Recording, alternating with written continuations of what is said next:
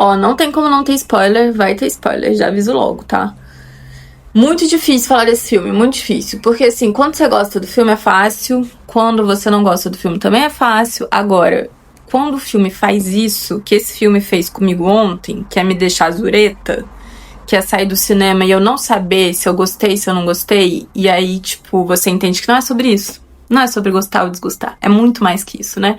Porque o filme, ele me deslocou, assim. Eu saí completamente... O filme deu um olé, assim, na minha consciência. Eu não sabia o que tinha acontecido comigo. Eu tava ainda me recuperando de ter sido jogada de um lado pro outro.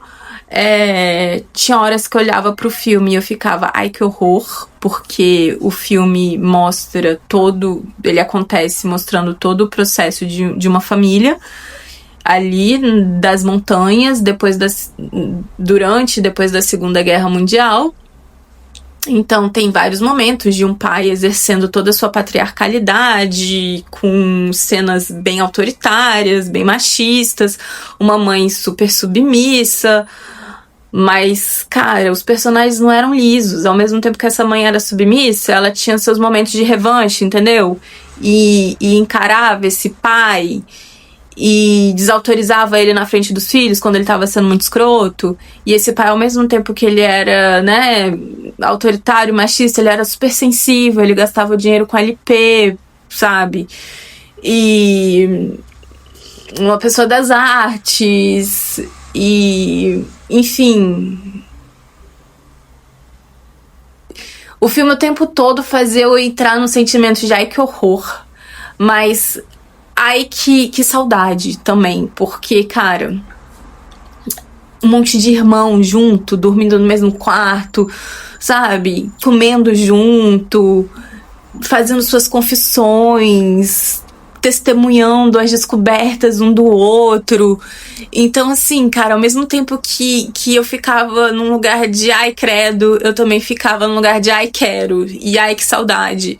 Então eu saí do filme totalmente zureta, assim, porque o filme ficou me levando pra esses lugares, sabe? De aversão e de, ao mesmo tempo, de desejar aquilo. Cara, foi uma loucura. Eu só sei que, assim, eu só fui entender mesmo algumas coisas hoje de manhã quando eu saí pra comprar pão, tá? E foi muito louco, assim, esse momento, porque... quando eu tô indo ali comprar pão, tem aqui do meu lado direito uma creche.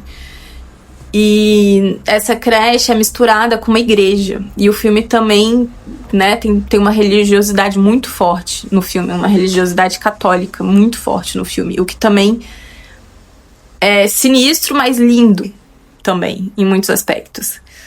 E aí, quando eu passei do lado dessa creche hoje de manhã, eu entendi o que aconteceu com a Lucia, né? Porque... aí vamos lá, né? Vamos falar da Lucia, cara. A Lucia, ela é a noiva da montanha. A Lucia, ela se casa com um desertor de guerra. Então, assim, essa figura do desertor, ela é polêmica pro vilarejo, porque... não é bem visto você ser um desertor. Então, quando a Lucia casa com ele, ela tá transgredindo um pouco ali, né, os bons costumes locais. O pai da Lucia sofre ali uma discriminação dos colegas do vilarejo. Ele chega pra tomar café da manhã lá na birosquinha da montanha que ele sempre vai, fala buongiorno e ninguém responde o buongiorno dele. Então, assim, tem ele é essa figura, o marido da Lucia. Mas a Lucia casa com ele, cara. E ela casa com ele, tipo assim, com um vestido de noiva que foi da mãe dela. Ela vai dar continuidade àquela tradição familiar. E a Lucia, cara, ela tá investida nesse desejo. Tipo assim, esse desejo a constitui como sujeito, entende? Não é que ela tá fazendo aquilo por obrigação. Não, ela quer, entendeu? Ela quer ser mãe de família. Ela quer continuar ali tirando o leite da vaquinha dela, né? Tipo, tem um monte de cabra maravilhosa que deve dar uma mussarela incrível. Tem as galinhas que devem dar um ovo caipira maravilhoso, Então, assim, cara, a Lutia, ela tá investida naquilo. Quando a festa lá de casamento da Lutia acontece, tipo assim, é um festaço na montanha, entendeu? Muita abundância, sabe? Tipo, quermesse. Então, esse é o casamento de Lutia. Só que aí, cara, o que acontece? A vida vem com toda a sua fatalidade e fala pra Lutia, não, cara, você queria isso aí, né, pra tu, mas não vai rolar. Esses projetos aí, esses seus sonhos, não vai rolar não, cara. Lutia grávida de seu marido desertor se vê na impossibilidade de seguir com os planos, pois seu marido volta, depois que a guerra acaba, ele volta pra Sicília lá pra visitar os pais dele e nunca mais volta. Então Lutia se vê grávida, mas sem o marido. Então, assim, ela não aborta essa criança, mas os sonhos dela são abortados. E de alguma maneira, subjetivamente, aquela criança é também um pouco. Do ponto de vista da depressão que ela tem, né? Enquanto ela tá grávida e depois que o filho nasce, ela consegue parir com muita dificuldade, mas consegue. Mas o fato é que aquela família lá que ela quis não vai rolar pra ela, entendeu? Não vai rolar. E aí Lutia se vê numa situação muito complicada, porque a mãe dela já fala pra ela, cara, não vou conseguir, tipo, te ajudar, sabe? Já tenho que dar conta aqui dos meus filhos, de dois, não, de mais um bebê. Eu já tenho um bebê aqui, a mãe dela também tinha um bebezinho. Entre os milhares de filhos lá que a mãe dela tinha. Então, assim, Lutia se vê numa situação muito complicada. Lutia entra numa depressão imobilizante. Lutia fica catatônica, tipo, as lágrimas saem do rosto de Lutia, mas assim, ela não demonstra nenhuma expressão, sabe? E aí, vou dar pausa aqui, vou trazer 2 pontos. Então, e aí assim, eu vou trazer esses 2 pontos aqui que tem a ver com o capitalismo enquanto o nome que se dá por uma guerra civil contra os pobres. Esse é um ponto, tá? E o segundo ponto é esse lugar do indivíduo que é colocado como uma entidade suprema, né? O indivíduo enquanto uma entidade suprema que sustenta o sonho liberalista de liberdade. Vamos ver se eu consigo falar desses 2 pontos, mas... Então vamos lá, cara. A Lutia, ela então tá sem o marido, né? O desertor lá de guerra nunca voltou. E aí, o filme ele revela, sem revelar de forma óbvia, mas é óbvio, o quanto que as mulheres elas são exploradas, né, no seu fazer doméstico, porque a partir do momento que ela não tem mais um marido pra ajudar ela e ela não quer ser um peso pra família dela, ela tem que trabalhar. Então, por que eu entendi o que aconteceu com Lutia quando eu vi a creche hoje, aqui, indo comprar pão? Porque a última cena do filme é Lutia virando pro bebê dela, olhando pra bebezinha dela e falando: fica aí que a mamãe vai ter que trabalhar. Então, assim, isso denuncia uma coisa óbvia, que é as mulheres, elas não são remuneradas pelo trabalho doméstico que elas fazem, né? E aí, uma vez que elas não são remuneradas por isso, que é um trabalho, se elas não estão com um marido, elas vão ter que trabalhar. E elas vão ter que deixar de ser mães.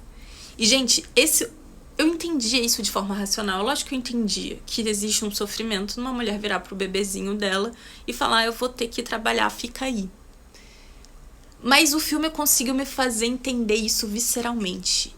Gente, uma mulher ter que virar e falar isso pro bebezinho dela, isso não foi sem sofrimento.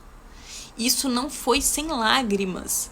Quando Lutia não consegue encostar no bebê dela, porque ela tá em depressão, é porque, de fato, aquele bebê que tá ali na frente dela não existe mais dentro do sonho que ela construiu, que ela almejou de ser mãe, né? Ela não queria ser uma mãe solo, cara, ela não queria. Mas agora ela vai ter que ser uma mãe solo. E ser uma mãe solo significa não poder ser a mãe em sua plenitude. Porque ela vai ter que deixar o bebezinho dela e ir trabalhar.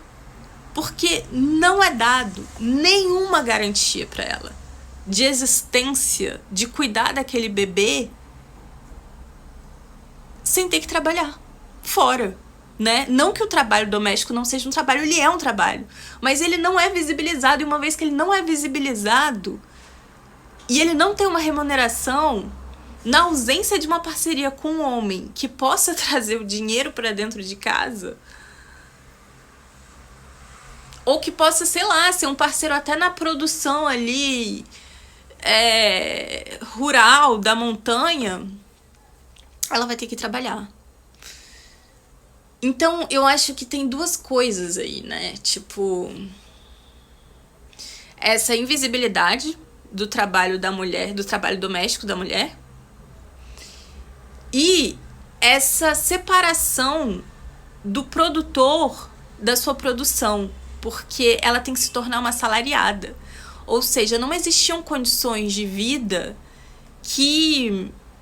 Não existiam condições, ele não tinha um estado para ajudar ela, para falar, olha só, a gente vai te dar aqui uma ajuda, um suporte para você poder criar aí suas cabras melhor, e para você poder fazer uma ótima mussarela aí de cabra e vender e ganhar sua vida. Não, cara, não existe, né? O capitalismo obriga a pessoa a se separar dos modos de produção e virar um assalariado que vai ser explorado, né? Então, o filme mostra esse processo de acumulação primitiva do capital, quando ele coloca esses seres, né, para serem explorados ali.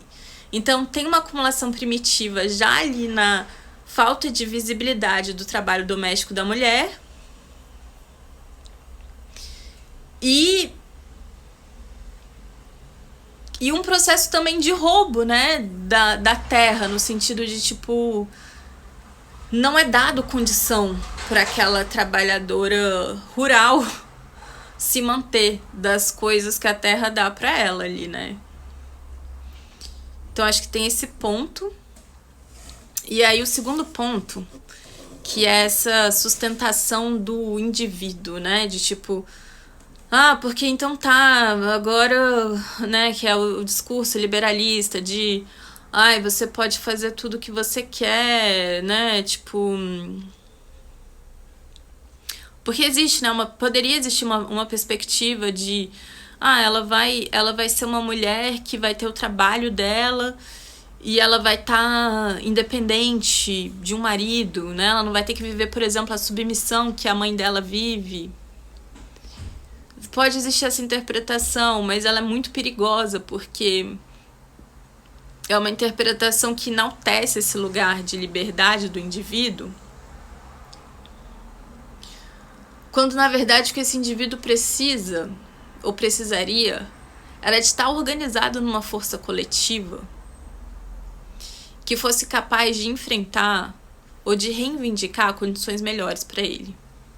E a única força coletiva que Lutinha tinha ali por ela era a família, né?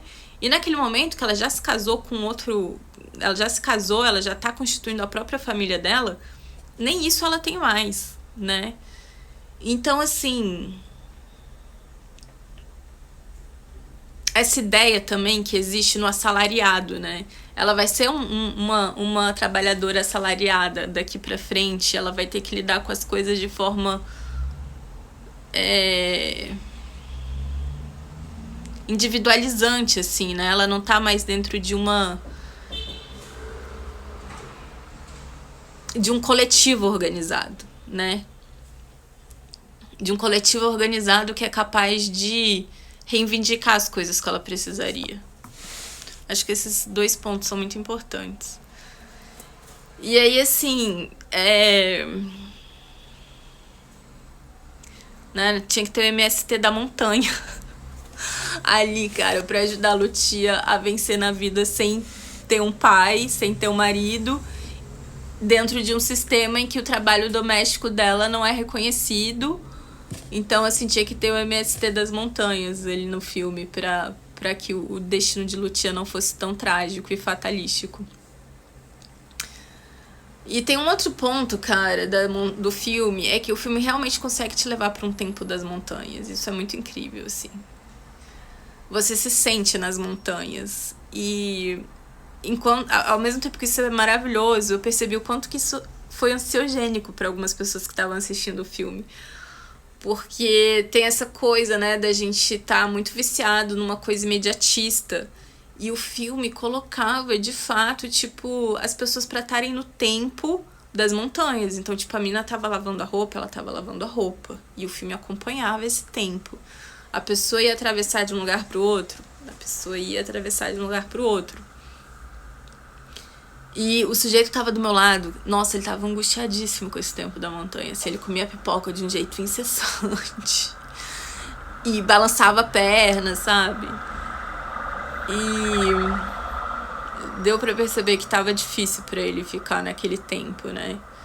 Mas eu achei... E até saí de perto dele em algum momento do filme que tinha uma cadeira vazia. Inclusive, você pode sair da sua cadeira. Eu tinha dificuldade de entender que eu podia mudar de cadeira, sabe? Durante o filme. Mas, cara, se tem uma cadeira vazia, você pode fazer isso. Eu sempre tive muita dificuldade de fazer isso. E eu fiz.